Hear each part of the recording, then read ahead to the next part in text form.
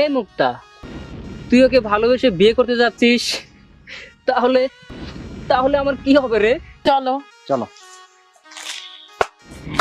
বাহ বাহ মুক্তা, তুমি তো আচ্ছা একটা জিনিস গো।